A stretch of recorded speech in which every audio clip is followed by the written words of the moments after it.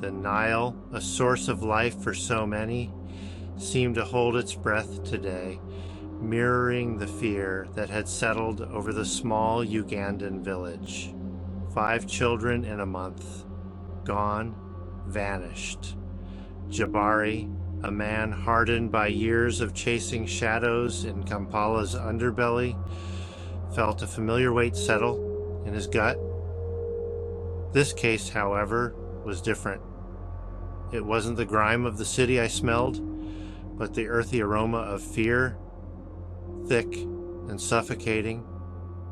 He had come to this village, nestled at the edge of the untamed jungle, seeking answers, seeking the missing children, seeking the beast that had snatched them.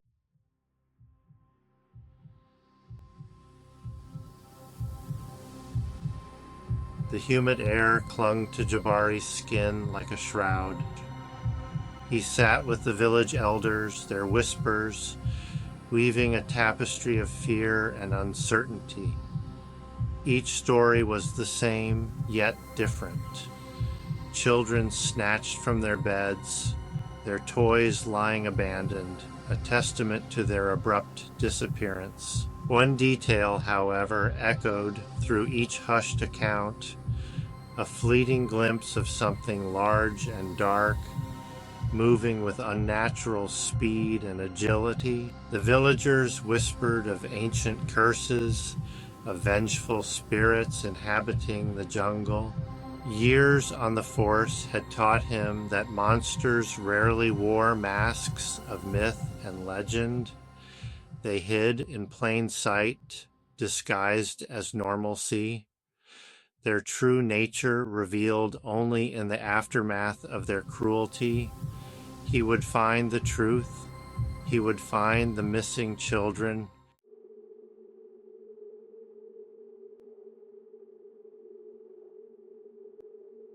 The jungle pressed against the village like a living entity, its breath hot and humid. Jabari ventured into its emerald embrace, his senses on high alert. The air hung heavy with the scent of damp earth and decaying vegetation, a symphony of unseen life buzzing and chirping around him. There was a strange dissonance in the air, a clash between the vibrant beauty of the jungle and the undercurrent of dread that pulsed beneath its surface.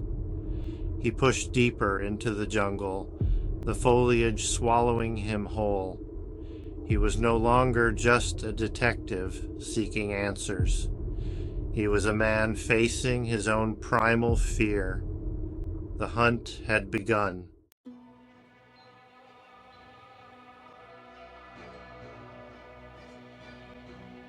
The jungle floor was a treacherous maze of gnarled roots and slick, moss-covered stones. The air, thick with the smell of rotting vegetation and damp earth, pressed in on Jabari, suffocating him with its oppressive humidity. He couldn't shake the feeling of being watched, of unseen eyes following his every move. He gripped his machete tighter, the worn leather handle familiar and reassuring in his palm.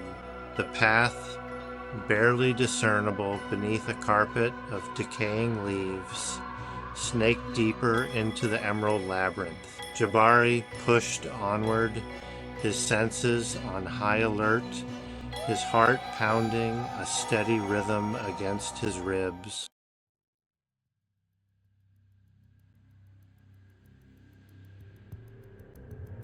The jungle was deceptively silent.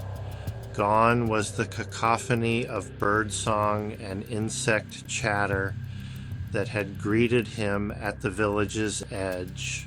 Jabari strained his ears, listening for any sound, any clue that might lead him to the missing children. A twig snapped in the distance, the sound sharp and clear in the oppressive silence. Jabari froze. his hand instinctively tightening around the handle of his revolver. He moved cautiously in the direction of the sound, his footsteps barely disturbing the carpet of leaves beneath his feet.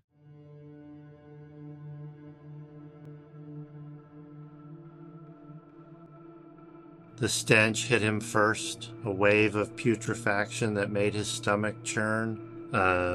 Pushing aside a curtain of vines, Jabari stumbled into a small clearing, his eyes widening in horror at the sight that greeted him.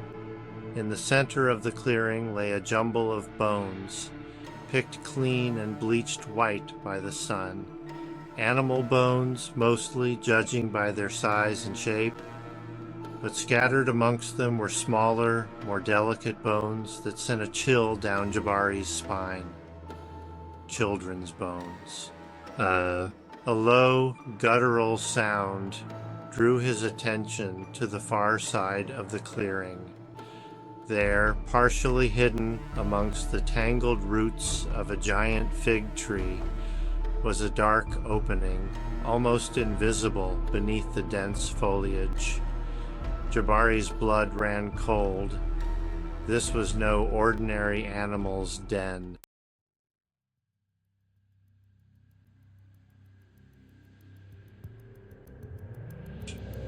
His eyes, adjusting to the dim light filtering through the dense canopy, traced the outline of the den. The oppressive air hung heavy with the stench of decay, a nauseating blend of rotting flesh and something else, something primal and unfamiliar. This was no ordinary predator's den. He drew his handkerchief, pressing it against his nostrils, the fabric offering scant reprieve from the overwhelming odor. A shiver ran down his spine as he imagined the creature that lurked within, its eyes glowing with malevolent hunger, its teeth stained crimson with the blood of its victims. This wasn't the work of a leopard or a hyena. This was something else entirely.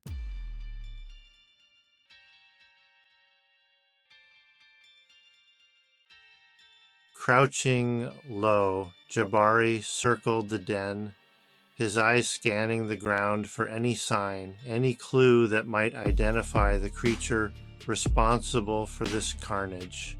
The earth was littered with bones, picked clean and scattered like macabre confetti. He recognized the skeletal remains of antelope, monkeys, even a small crocodile, their bones cracked and splintered, bearing testament to an unimaginable strength. But it was the smaller bones, the ones scattered near the den's entrance, that made his blood run cold. Tiny finger bones, delicate ribs, a fragment of a human skull, bleached white by the sun. Jabari felt a surge of anger, a primal rage against the creature that had wrought such horror. He would find it, he would bring it to justice.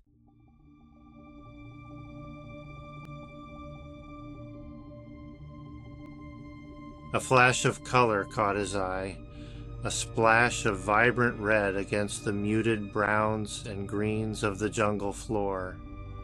He moved closer, his heart pounding in his chest. It was a child's shirt, torn and stained with what looked like blood. He recognized the pattern, a faded print of a cartoon monkey from the missing person report he had memorized. Carefully, he picked it up, his fingers trembling slightly. The fabric was stiff with dried blood, the metallic scent making his stomach churn.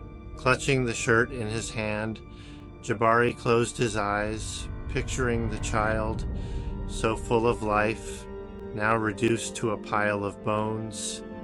He would find the monster responsible for this. He would make it pay.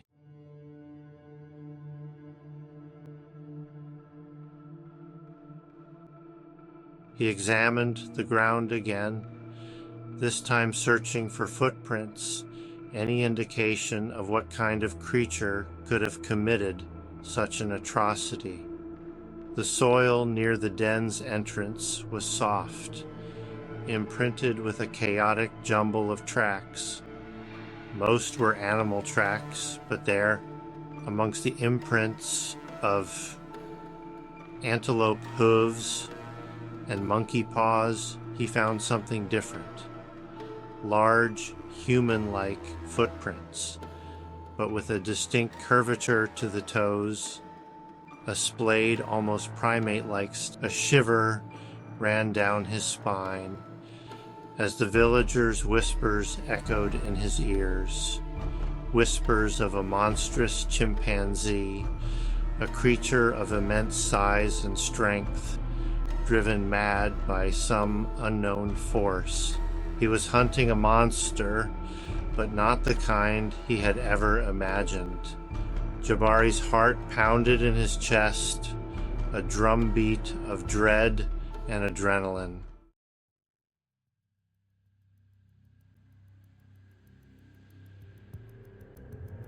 Night fell upon the village like a shroud, heavy and suffocating. The air, thick with the scent of wood smoke and fear, crackled with a nervous energy. Inside their huts, families huddled together, their faces illuminated by flickering oil lamps, their eyes wide with terror. I can feel the fear. It's like a living thing, creeping into every corner of this village. Jabari, seated on a low stool outside his tent, could feel the fear emanating from the village like a palpable entity. It's out there, I know it, lurking in the shadows, eyes burning with malevolent hunger. He knew the creature, the chimpanzee, was out there, lurking in the shadows, its eyes burning with malevolent hunger. He gripped the revolver in his hand, its cold steel a reassuring weight against his palm, and waited.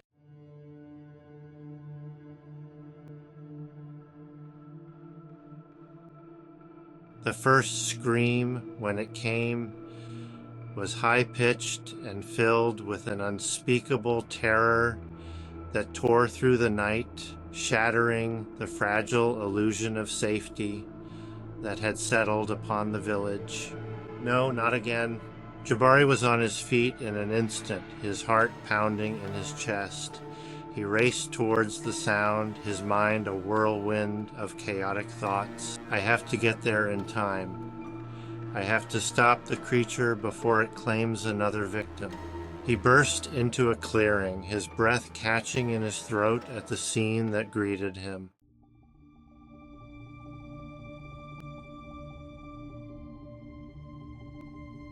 A young boy, no more than 8 years old, lay sprawled on the ground, his eyes wide and unseeing, his limbs twisted at an unnatural angle.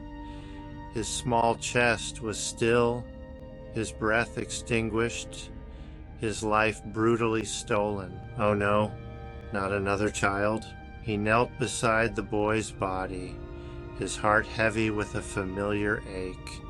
He had seen too much death in his life, too much violence, too much suffering. Wait, this bracelet, I've seen it before.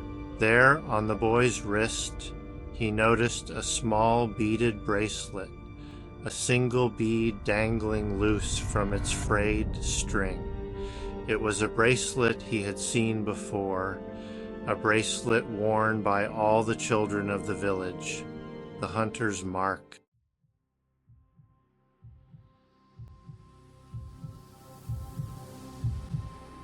The creature, it is not simply an animal.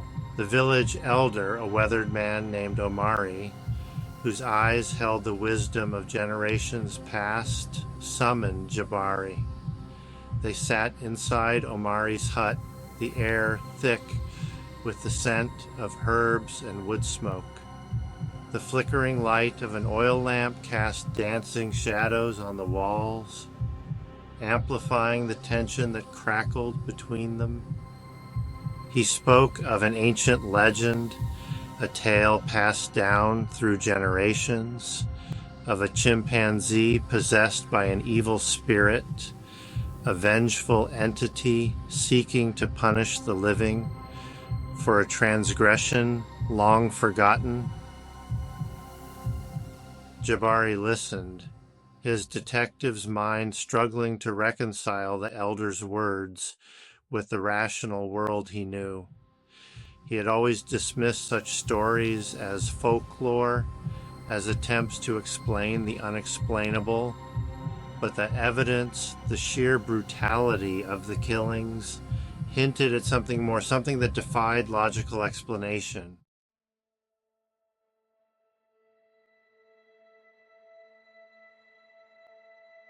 Days turned into a blur of sleepless nights and frustrating dead ends.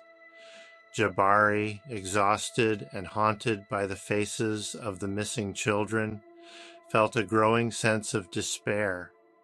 The jungle, once a place of vibrant life, now seemed to mock him, its silence a constant reminder of his failure to protect the innocent.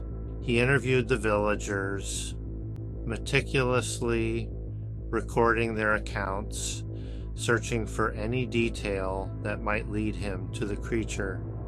He learned of a group of researchers years ago who had been studying chimpanzee behavior in the area.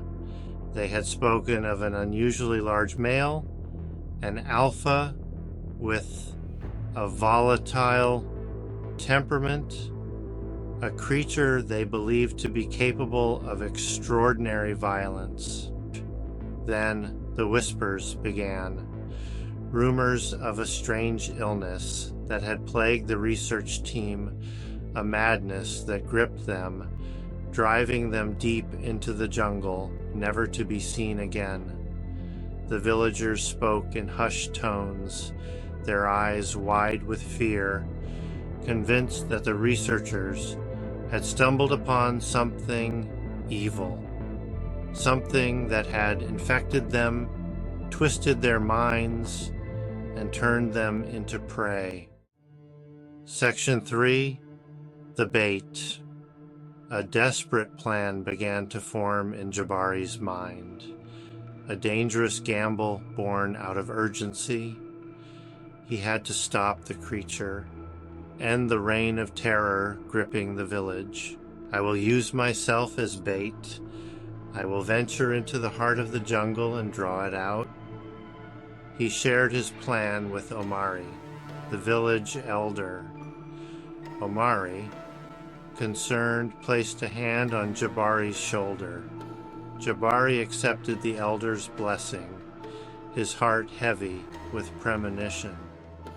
He was walking into the belly of the beast, a lone hunter facing a terrifying predator.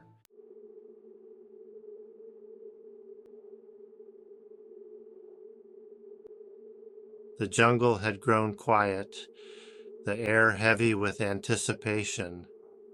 Jabari, his back against a towering mahogany tree, gripped his rifle, its cold steel a familiar comfort. He had been tracking the chimpanzee for hours, following the trail of broken branches and scattered bones. The stench of decay, it grows stronger. It's a grim reminder of the creature's handiwork. Sweat stung his eyes, but he dared not move, dared not break the silence. He could feel the creature's presence now, a palpable weight in the air. The chimpanzee, once majestic, had become a twisted mockery of its former self.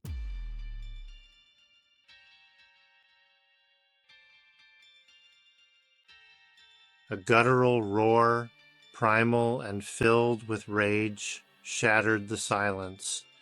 Jabari's heart pounded in his chest as the chimpanzee emerged from the undergrowth, its eyes burning with a malevolent intensity. It was larger than he had imagined, its muscular frame covered in scars, its teeth bared in a menacing snarl. Time seemed to slow to a crawl as the creature charged, its massive arms pounding the ground, its roar echoing through the jungle. Jabari raised his rifle, his finger tightening on the trigger. He had to make this shot count. There would be no second chances. A surprised grunt. The rifle bucked against his shoulder, the deafening blast momentarily deafening him. The creature stumbled, a surprised grunt escaping its lips, but it didn't fall. It turned towards Jabari, its eyes narrowed in pain and fury, and charged again.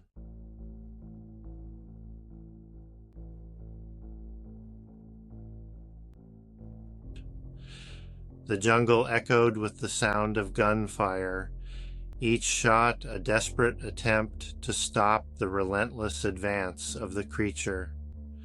Jabari, his heart pounding in his chest, felt a surge of adrenaline as he emptied his clip into the charging beast. The creature stumbled again, its movements becoming sluggish, but still it came on, driven by a primal instinct that even death couldn't extinguish.